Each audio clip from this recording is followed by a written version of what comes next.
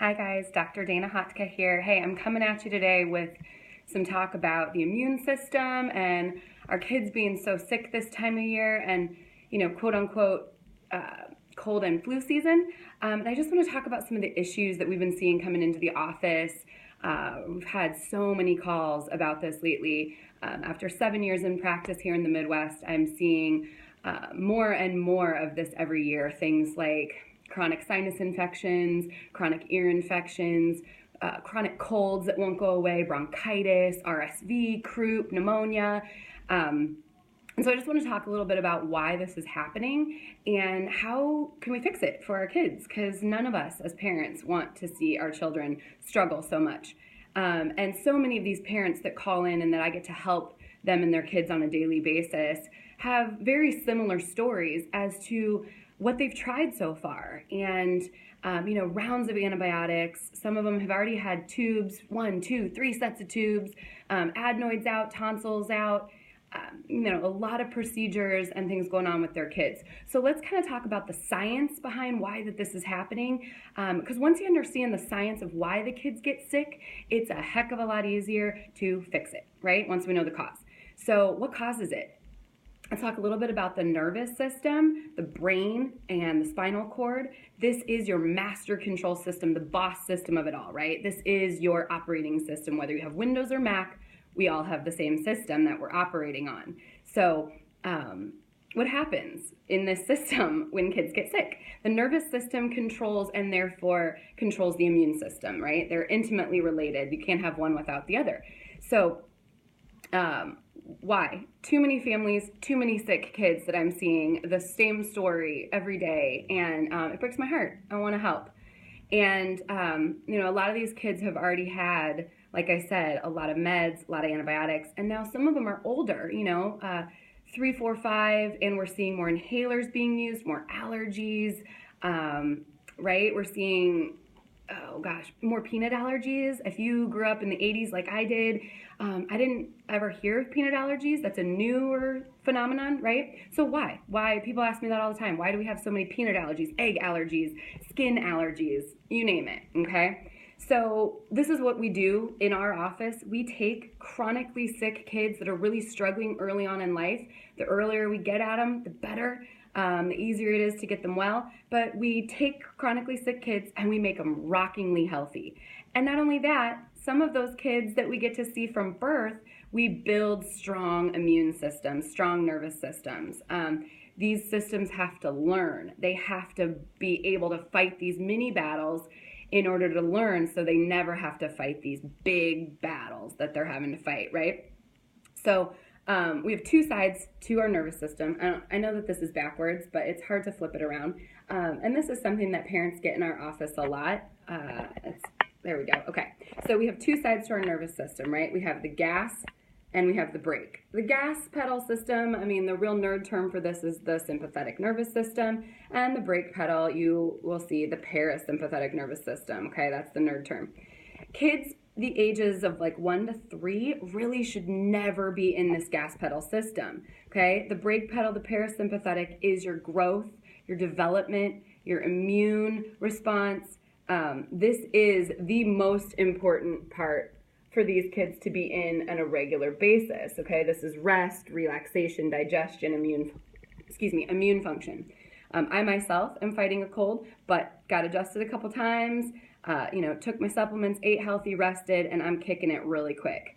So what do these systems do, right? The parasympathetic part, or the brake pedal, controls the side of your nervous system. Your immune system. We have two parts to your immune system, your Th1 and your Th2. If you've been in my office, you've heard me talk about this a lot. For those of you that haven't, please feel free to write comments, questions. I'd be happy to answer them for you. Anything that I can do to help you also at home facilitate this, I will.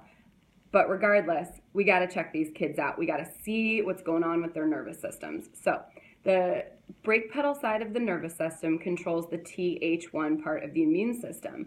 This is your clearing out, if you will. This is your killer side to your immune system. Something gets in, you want to externalize it, get it out.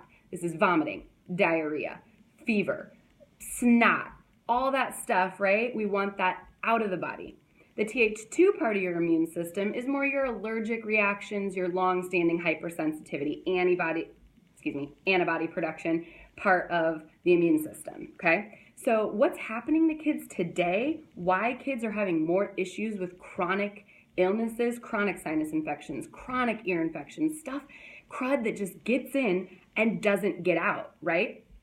So that Th1 system is very underdeveloped and very suppressed in these kiddos. Why? Why does this happen? Well, if you want to learn more about that, we do a workshop called The Perfect Storm, and that's a really awesome way to learn even more in detail about this, and I'll let you know details about that on my Facebook page if you follow me. So why? The use of Tylenol early on in life to suppress a fever. Many of us have been given advice that if our children get a fever and it gets high, 101, 102, that we take a fever suppressor like Tylenol, or we give that to our kids to bring down that fever. Well, that fever is the main response of our immune system. So we take that sucker down, it's going to come right back up with a vengeance because it's got to get that crud out. So if we're constantly suppressing that immune response, it's very challenging for the body to do what it's designed to do, and it doesn't fight those mini battles. And so then it becomes very underdeveloped and weak. Not only that, we inundate our children with a variety of antibiotics early in life, a whole host of ever increasing vaccination rounds. And unfortunately, this all suppresses the immune system. And so it's very important that we learn how to switch it, right? And we overdevelop the Th1 and underdevelop the Th2, which is the opposite of what's happening with our kiddos today. So we get a greatly imbalanced nervous system, greatly imbalanced immune system, and you hear the word autoimmunity come up a lot, right? It's a really common term now that we're hearing in response to our children. And autoimmunity is a tricky word. It basically represents a system with a completely suppressed and underdeveloped side of the immune system, that Th1 side that is so greatly important to getting stuff out of the body, okay? So once the child can't get things out of the body, it stays in the body, okay? We don't want that. And so the system becomes kind of congested and full of crud. So that's why sometimes kids get a little better, right? And in the midst of the Midwest February in Iowa, we see a lot of this, right? Because, it's just constant. Kids are just sick after sick after sick, and you're like, oh my God, what are they going to get next? Well, if this underdeveloped side of the immune system isn't able to completely externalize and get rid of all that stuff, then it's just going to get sick again, and it becomes more and more congested, okay? So what we do here in our clinic especially, and what we've done for the past, several years, I've specialized more in pediatrics, but I've seen kids since I started in practice. I've got 4 of my own, so kids are my life. I love my kids. I love all your kids. I want to see us build very strong kiddos, and not kids that have to suffer so much with all this crud, right? So by the time we get to them, oftentimes between the ages of 1 and 6, I would say is the most common, probably around the age of 3, right? When they've had their first round of tubes, they didn't work, the doctor recommends another round of tubes, and parents are like, whoa, I don't want to do that anymore. I don't want to drill any more holes in my kid's head. I'm done with the medications. Please tell me there's another way. There is another way. There is a drug-free, non-invasive way, and it is what we do here with chiropractic. So what we have to do, guys, is we got to hack into that Th1 side of the immune system. We got to boot it, reboot it, reinvigorate it, reconnect it.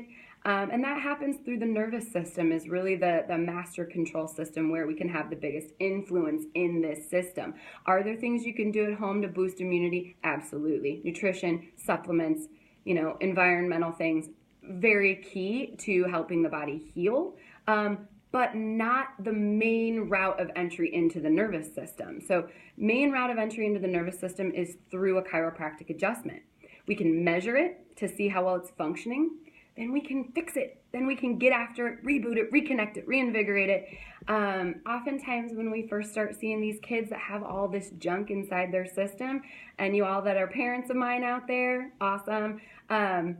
we see a lot of, and you can attest to this, we see a lot of diarrhea in the first couple of months. We see a lot of coughing and fevers, crud, because the body has to reboot and relearn how to use that side of the immune system. So sometimes kids have to get a little sick before they get better, but that's okay, because it's awesome when we see the immune system start to work and clear the body. Really, neural detox is what we call this, neural immunodetox, getting stuff out that's been in for a really long time.